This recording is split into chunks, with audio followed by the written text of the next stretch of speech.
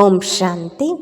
ఈరోజు తేదీ 3 ఆగస్టు 2026.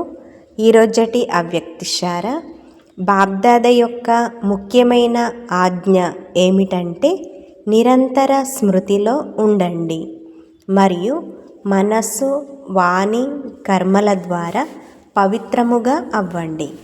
సంకల్పంలో కూడా అపవిత్రత లేక అశుద్ధత ఉండకూడదు. దీనినే సంపూర్ణ పవిత్రత అంటారు. సంకల్పంలోనైనా సరే ఒకవేళ అశుద్ధ సంస్కారం టచ్ చేసిన, వ్యర్థ సంకల్పాలు వచ్చినా లేక వ్యర్థ స్వప్నాలు వచ్చినా కూడా సంపూర్ణ పవిత్రత అని అనరు. అందుకే పవిత్ర భవ మరియు యోగి భవ అన్న మొదటి పాఠాన్ని స్వరూపంలోకి తీసుకురండి.